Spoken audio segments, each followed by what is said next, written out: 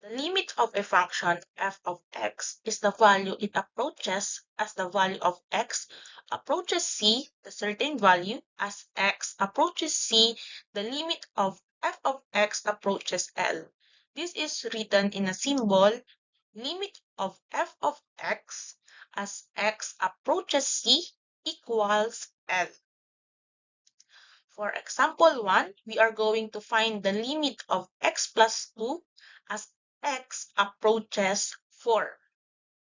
So here, may number line tayo dito kung saan makikita natin si positive 4. So, meron tayong dalawang paraan kung paano makita yung limit ng function. So, gagamitin natin yung values ni x from the left side and values naman ni x from the right side. And we compute their function values. So, ngayon, uunahin natin yung value ni x from the left side kung saan makikita natin yung value na papalapit sa 4.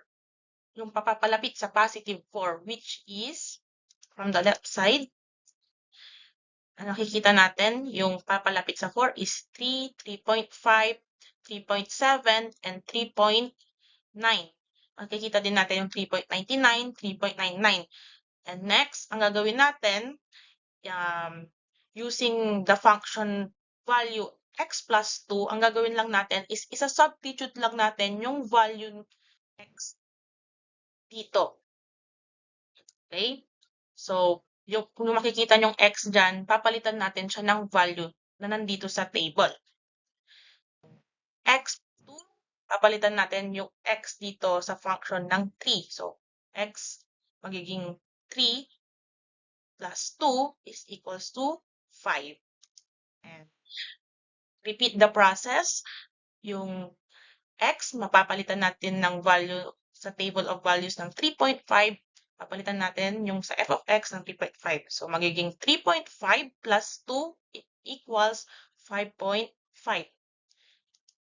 And here, ulitin lang ulit natin yung process from f of x, x plus 2. Papalitan lang lagi natin yung value ni x nandito sa table, which is dapat 3.7 to. So, correction is 3.7 plus 2 is magiging 5.7. So, the limit of x plus 2 as x approaches 4 negative equals 6. Bakit naging negative 4? May negative sign siya kasi from the left side, which is negative numbers. So, now, let's proceed to the right side. So, ngayon naman is yung values na kukunin natin is yung from the right side, parang kung yung isa from the left side is papalapit sa 4, ngayon naman parang papalapit siya sa, papalayo siya sa 4. So, andyan yung 5, 4.7, 4.5, which is value from the right, papunta sa right. So, you can see here, 4, papunta siya dito sa 5. So, what is the value? Ano yung mga value na papalapit, papunta sa right? Then yung 4.0001, 4.01, 4.1, and 4.5. Halos same lang sila ng process. Yung value na x plus 2, yung function na x plus 2, isa-substitute lang natin yung nandito sa table. So, x plus 2, papalitan natin yung x ng 5. So, magiging 5 plus 2 equals 7. Okay? And f of x equals x plus 2 is equal to 4.7. Saan natin nakuha yung 4.7? Here sa table of values. Isa-substitute lang natin siya. So, 4.7 plus 2 equals 6.7. And then here, makikita natin ulit, isa-substitute lang natin si 4.5. Repeat the process. 4.5, ipapalit natin sa x. Magiging 4.5 plus 2 equals to 6.5.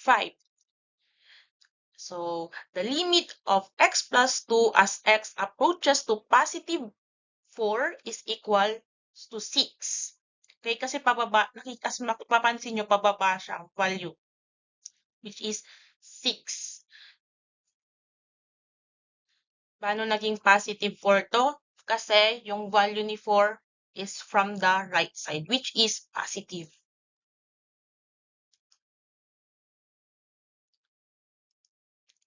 So ito makikita natin yung values from the left and from the right.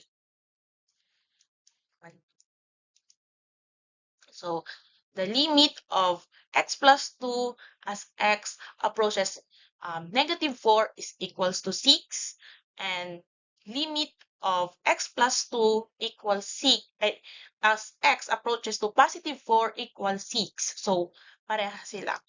So ang tawag natin dyan sa dalawa na yan is one-sided limit kasi ito is approaches from the left lang siya, from left side, and then si +4 from the right side kasi positive.